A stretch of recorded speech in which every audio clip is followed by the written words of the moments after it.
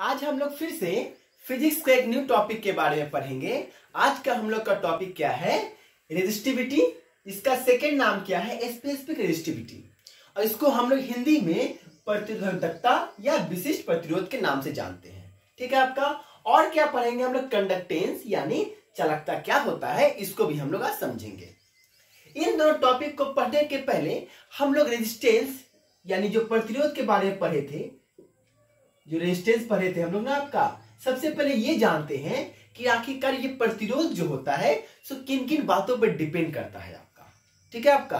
अब रेजिस्टेंस होता क्या है हम बता चुके हैं आपको, फिर से बोल दे रहे हैं। रेजिस्टेंस क्या होता है आपका? अगर किसी भी सर्किट में जो रुकावट उत्पन्न कर रहा है आपका, जो उसको थोड़ा सा जो करंट का फ्लो को स्पीड को कम कर रहा है, उसी को हम लोग रेजिस्टेंस यानी प्रतिरोध बोलते हैं। ठीक है आपका। तो चलिए स्टार्ट करते हैं कि आखिरकार ये प्रतिरोध जो है सो किन किन बातों पर डिपेंड करता है, निर्भर करता है आपका। सबसे पहले ये तार का जो तार लेंगे हम लोग, उस तार के लंबाई पर डिपेंड करेगा। फर्स्ट पॉइंट क्या होगा हमारा? तार के लंबाई पे। तो तार के लंबाई पे क्या देखा है? आर जो हो रहा है प्रोपोर्शनल एल हो रहा है आपका। जहां पे समझ ही गए होंगे, आर आपका प्रतिरोध है, एल आपका लेंथ है, लंबाई है आपका। यहां से क्या देखे हम लोग कि अगर प्रतिरोध बढ़ेगा तो उसका लंबाई भी क्या होगा? बढ़ेगा। प्रतिरोध कमेगा तो लंबाई भी क्या होगा? कमेगा। यहां से क्वेश्चन बन ही सकता है, अगर किसी भी तार को तार का प्रतिरोध दोगुना करेंगे तो लंबाई भी क्या हो जाएगा? उसका दोगुना हो जाएगा आपका। यहां तक कोई डाउट नहीं आपको। ठीक है।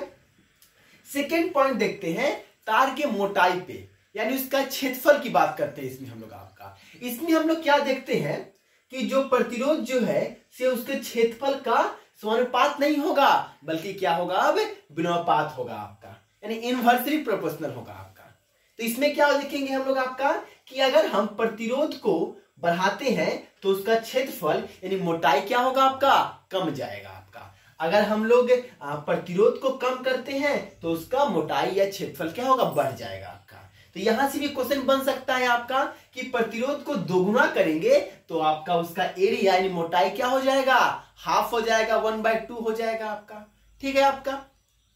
और कभी कभी थर्ड पॉइंट क्या है आपका, उसको नहीं लिख रहे हैं, बोल दे रहे हैं फिर भी आपको, ये कभी कभी तापमान पर डिपेंड करता है आपका। तापमान पर डिपेंड करने का मतलब क्या हुआ? अगर हम टेम्परेचर बढ़ाएंगे तो प्रतिरोध क्या होगा? बढ़ जाएगा। कभी कभी ये किस वस्तु का बना है यानी उस पर भी डिपेंड करता है आपका। ठीक है आपका। चलिए हम लोग देखते हैं। हम लोग मान लेते हैं ये मेरा समीकरण फर्स्ट है और ये मेरा समीकरण सेकेंड है आपका। क्या हम दोनों को मिलाकर लिख सकते हैं? आर प्रोपोर्शनल एल बाई ए। कोई दिक्कत नहीं यहां तक आपका। आर प्रोपोर्शनल एल बाई हो गया आपका। अगर यहां पे हम लोग आर लिखे आपका और उसके बाद इस प्रोपोर्शनल को हटाते हैं इस जगह पे आपका, अगर हम प्रोपोर्शनल इस जगह हटाते हैं तो बराबर आएगा और एक कांस्टेंट आएगा। क्या आएगा? कांस्टेंट आएगा। और आपको याद रखना पड़ेगा कि यहां पे कांस्टेंट आता है रो। इसको क्या बोलते हैं? रो बोलते हैं हम लोग, रो एल बाई ए। ठीक है, लिख सकते हैं आपका रो यहाँ पे कांस्टेंट है। और यही याद रखने की बात है आपका, यहाँ पे रो क्या आपका लिख देंगे, रो जो है आपका सो क्या है? यहाँ पे कांस्टेंट है आपका। कोई दिक्कत नहीं यहां तक आपका।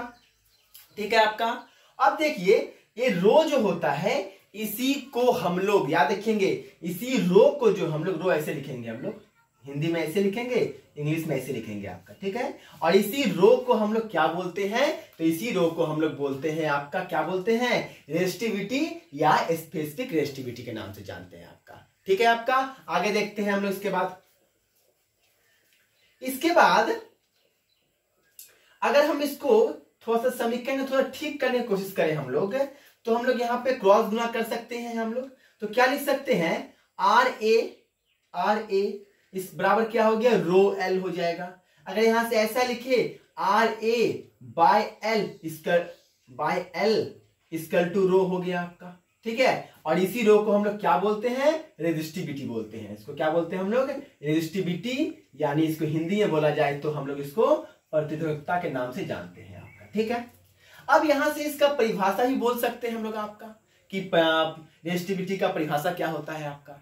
तो परिभाषा देखने के लिए अगर हम लेंथ को 1 मीटर मान लें और ए से एरिया को 1 मीटर स्क्वायर मान लेते हैं, तो क्या बोल सकते हैं?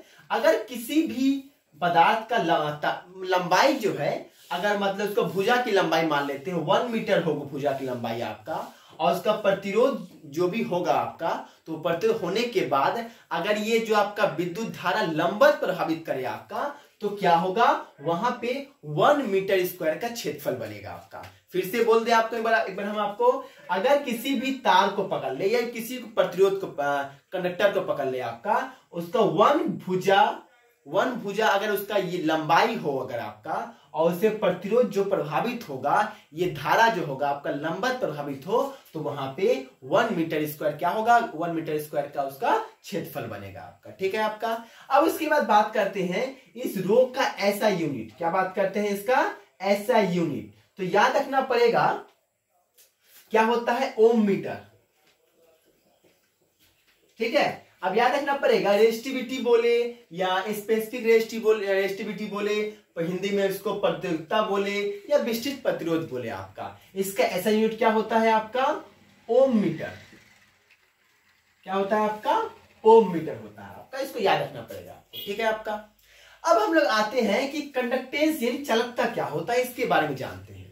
यहां पर इस प्रकार का कंसेप्ट है आपका, अगर हम इस समीकरण को, ये जो समीकरण निकाले थे, इसको उल्टा कर दिया जाए, क्या करें, इसको उल्टा कर लेते हैं, तो L ऊपर जाएगा आपका, RA क्या होगा, नीचे आएगा, बराबर क्या होगा 1/ρ। ठीक है, इसी 1/ρ को हम लोग क्या बोलते हैं, इसी को हम लोग कंडक्टेंस के नाम से जानते हैं। ठीक है आपका, यानी बोल सकते हैं रो का उल्टा को हम लोग कंडक्टेंस बोलते हैं आपका।